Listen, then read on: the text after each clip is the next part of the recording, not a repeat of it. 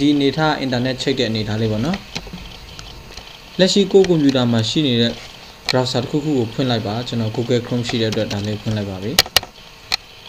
လက်ရှိဒီစာလုံးလေးကိုရိုက်လို့ပြီးပြီဆိုရင်ကျွန်တော်တို့ search လုပ်ဖို့အတွက် enter နှိပ်လိုက်ပါ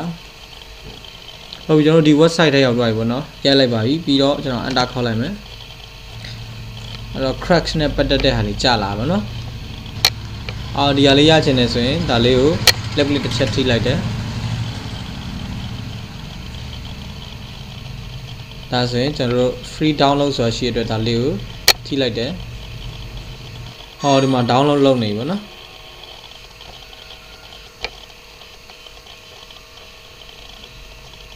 အဲ့တော့ကျွန်တော်တို့ဒီပုံမှာ smoke ရှိတယ် crack ရှိတယ် spatter ရှိတယ်မှာစသဖြင့်ဒီရတယ်အများကြီးရှိရပေါ့နော်ဒီပေါ်တန်းလေးအဲ့တော့ဒီရတွေကိုဒီမှာဒီတောင်းလေးပြန်ထပ်ပြီးတော့ကြည့်မယ်ဆိုရင်ဒီမှာအများကြီးရှိရပေါ့နော်ဒီရတယ်တစ်ခုချင်းစီကိုက down ထားပြီးတော့အတုံးပြုတ်တတ်တယ်ဆိုရင်ကောင်းပါတယ်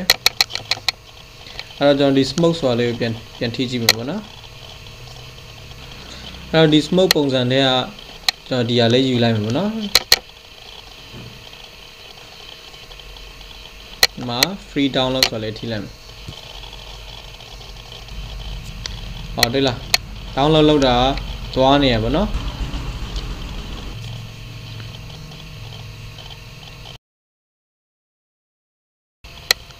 ဒီဟာယူမယ်ပေါ့နော်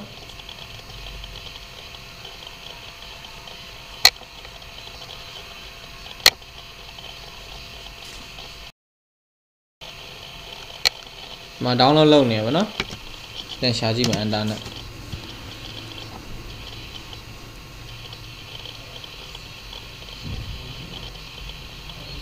အဲ့တော့ကျွန်တော်တို့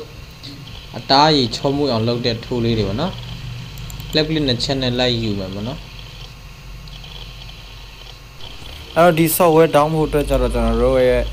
link တစ်ခုထဲရောက်တော့မှာဖြစ်ပါတယ်ဒါတော့ Facebook နဲ့ join မှာလား email နဲ့ join မှာလားပေါ့နော်ကျွန်တော် Gmail နဲ့ဖွင့်လိုက်ပြီပေါ့နော် I am not registered လုပ်ပြီးတော့လမ်းကြောင်းနဲ့ဝင်လိုက်ပါပြီဟုတ်ပြီဒီနေရာမှာတော့ save ဆိုတော့နေပြီးတော့ထပ်ပြီးတော့ဒီ box မှာတော့ကျွန်တော်အမှန်ချစ်လိုက်ဖွင့်ပေးပြီးတော့ဒီနေရာမှာနာမည်ပေးပြီးတော့ဝင်လိုက်ရုံပါပဲဒီမှာဒါမျိုးဖြစ်မှသူက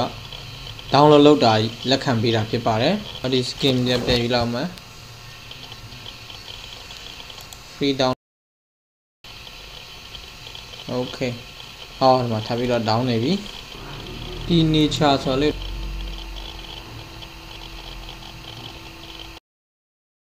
လေးတောင်းလိုက်မယ်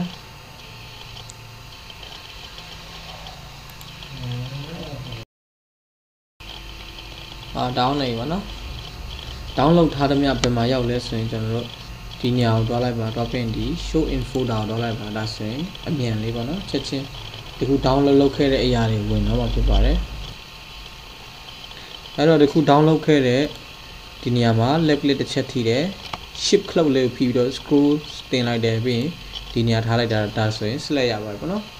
အဲ့တော့ဒီပေါ်မှာရှိတဲ့ catch ဆိုတော့ကျွန်တော်နှိပ်လိုက်တယ်ပေါ့နော်ပြီးတော့ကျွန်တော်ဒီ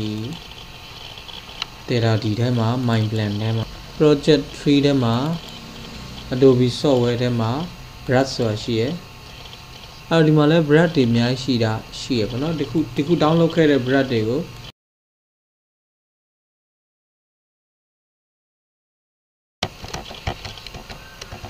new brush ဆိုပြီးတော့ folder ပေးလိုက်တယ်ပေါ့နော် folder ပေးပြီးတော့ကျွန်တော် left click နဲ့ချက်ထိလိုက်တယ်ပြီးရင်စောစော cut လုပ်ခဲ့တဲ့အတွက်ဒီနေရာလာထည့်မယ်ဆိုတာဖြစ်တဲ့အတွက်ဒါလေးနှိပ်လိုက်မှာပေါ့နော် left click ဒါဆိုရင်ဒီခု download ခဲ့တဲ့အရာတွေကဒီထဲဝင်လာပြီပေါ့နော်